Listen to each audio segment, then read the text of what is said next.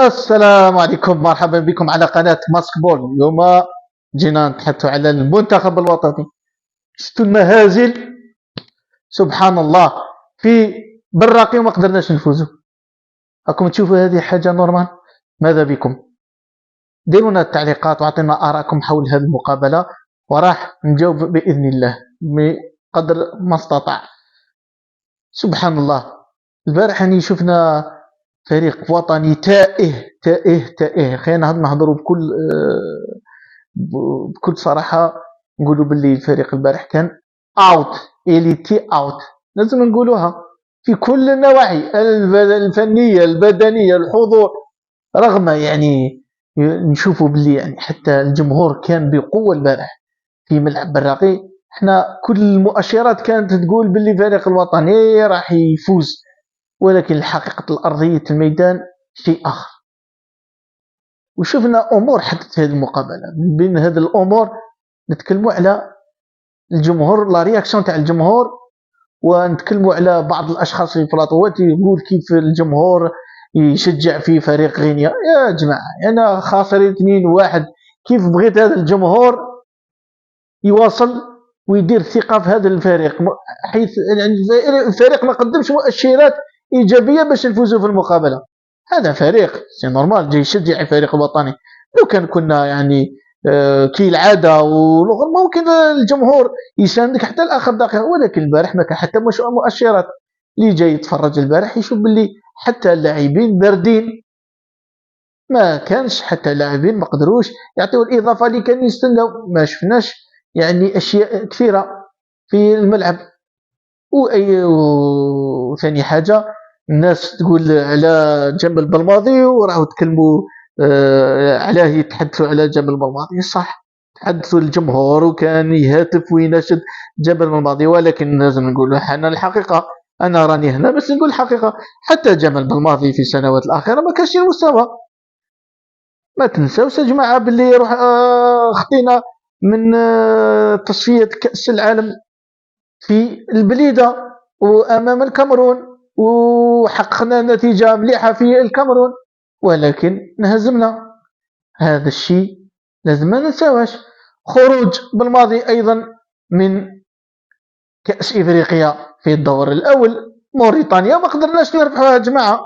كانت خصنا نقطة واحدة نمروا للدور الثاني، ولكن ما قدرناش. يا جماعة لازم ما نهلهلوش للأشخاص، نقولوا صح.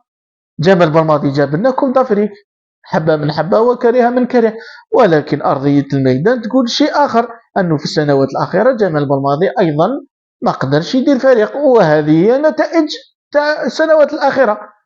ولحد الآن ما عاد، احنا نهضروا بكل صراحة، ما عندناش فريق لحد الآن. أنا وش في المقابلة تاع البارح، والله حقيقة يا إخواني ما عندناش فريق، وبهذا المستوى نكملوا ما نقدروش نلعبوا كأس العالم. أنا نهضر بكل صراحة، حتى وإن كانت يعني مجموعة ضعيفة وأسهل تصفيات في تاريخ إفريقيا، ولكن أنا الشيء اللي راني نشوفه راح تكون صعيبة علينا، وإحنا اللي زلنا صعبنا الأمور. يا خوتي شتو يعني الخط الدفاعي كارثة كارثة، وتكلمنا عليه وتكلموا عليه المحللين والتقنيين، يقول باللي المشكل الفريق الوطني الجزائري هو الدفاع الدفاع الدفاع. ما قدرناش نشوفوا ونجيبوا لاعبين اللي يقدروا يعني يعوضوا ذلك النقص، والله يقدموا وجه طيب. ما شفناش لحد الان، ما كانش لمسه تاع المدرب. تقولوا لي بيتكوفيتش مانيش قدش بيتكوفيتش يتحمل مسؤوليه. البارح شفنا خط وسط ميدان كارثي، شفنا بن طالب ورمز الزروقي خارج كل اطار يا جماعه، ماهوش تاع فريق وطني حبيت ولا كرهت.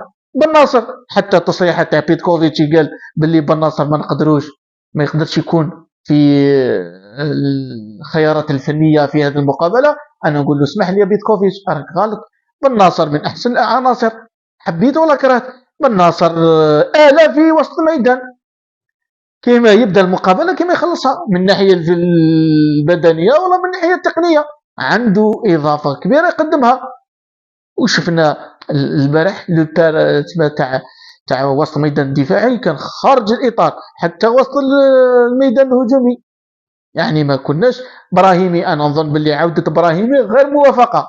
اما النهار بدا من نهار عاود رجع للفريق الوطني. انا كان الناس يقول لك براهيمي براهيمي، والله العلي العظيم انا براهيمي ما يقنعني وما يستاهل يكون في الفريق الوطني.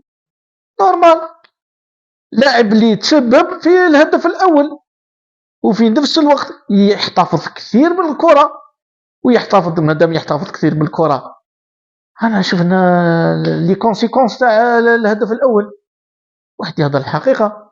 فيه لاعبين البارح كانوا في دكه الاحتياط، كان بن ناصر، عوار، كان العديد من اللاعبين كانوا يدخلوا. قندوسي، انا جو بريفير يدخل بن ناصر وقندوسي وممكن عوار اللي ممكن يعطيك اضافه. هذا الشيء اللي كانت ناقصه في وسط الميدان الهجومي. شفنا حتى التغييرات تاعو، دخل اريار غوش حجام وعاود رجع ايت نوري في وسط الميدان. انا نظن باللي التغييرات لازم تكون بلي بوست دو جو، يعني تخرج ميليو تيران ديبيت فيه باش يدخل باش يعطيك الاضافه. انت تدخل ايت نوري في حاله ما اذا عندك اصابات ما عندكش لاعبين، ولكن البارح كان من المفروض يدخل لاعب في وسط الميدان. والله الاشياء يعني تحير. يعني شفنا حضور جماهيري قوي، وكل المؤشرات كانت تتنبأ باللي الفريق الوطني راح يفوز وتسهل المأمورية إلى التأهل. ولكن يا جماعة كاين ناس بزاف يقولوا سهلة، ما هيش سهلة. لحد الآن لازم تروح لأوغندا ولازم تفوز في أوغندا. أنا بور موا التعادل في أوغندا ماهوش راح يعطينا حل من أجل التأهل. التعادل نظن باللي إخفاق.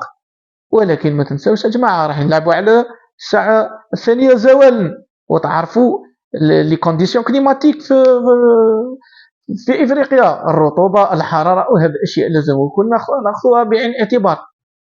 انا نشوف باللي بيتكوفيتش لحد الان مازال ما يعرفش اللاعبين، وما تنساوش باللي جوج اللاعبين يعني ينشطوا في البطولات الاوروبيه، وهذا الشيء اللي راح يكون اصعب في المقابلات القادمه، وخاصه حينما نتنقلوا راح نشوفوا يعني الرطوبه، الحراره، ولاعبين يعني كثير مش متعودين يلعبوا في هذه الاجواء، راح تاثر بطبيعه الحال على المردود اللاعبين.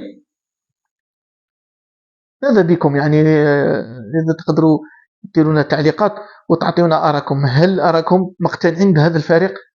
هل هذا الفريق راح يروح بعيد اذا كمل بنفس الخطوات؟ انا نشوف يعني حقيقه والله غير ممكن نقول باللي المأمورة راح تكون صعبه. احنا نأمل باذن الله نديروا خطوه الى الامام ونفوزوا في اوغندا باش نعاودوا نسترجعوا باذن الله النقاط اللي ضيعناها في داخل الديار. ولكن المأمورية ماهيش راح تكون سهله، والله ما راح تكون سهله. يا اخي تقولوا يا رانا نهضروا مباشر يعني. يا جماعه احنا رانا ماناش نقدسوا ولا نهلوا في المدربين. يا اخي نقولوا الحقيقه، المدرب كيغلط ولا غير بيتكوفيتش ولا ويجي مع اونشيلوتي ولا غير نقولوا باللي ممكن غلط. سبحان الله، لازم نعاودوا نراجعوا حساباتنا. المهم يا جماعه نقولوا الحقيقه باللي فريق ما عندناش فريق لحد الان، والله ما عندنا فريق، ما عندناش. انا نظر الناس كثير تقول لك انا محرز لازم يكون في الفريق، حبيت ولا كرهت، حتى وما يلعبش اساسي لازم يكون في الفريق. يعني قيمه ثابته يعني محرز، رغم ان محرز ما اداش بطوله الاخيره في افريقيا، ما اداش البطوله الافريقيه الاخرى في كاس افريقيا الامم، ولكن محرز لازم يكون في البون. انا وجهه نظريه محرز لازم يكون. بالرحمه ما قدمش الاداء اللي كنا ننتظره، وبالرحمه انا نعطيله. بالماضي عنده الحق في هذا الجانب، عنده الحق في بالرحمه وعنده الحق في ابراهيمي، ما كانش غلط فيهم. بنزيه البارح ما شفناهش ايضا، دار بعض اللقطات ولكن ما عطاش الاضافه اللي كنا نستناو فيها. نتكلموا على بالليلي كان من واجب انه يجيبوا.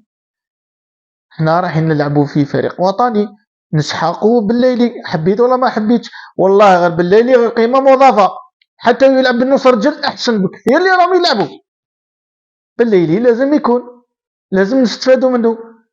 ومن الناحيه الانضباطيه او من الناحيه كما يقول بيتكوفيتش، انا ما نوافقكش الراي.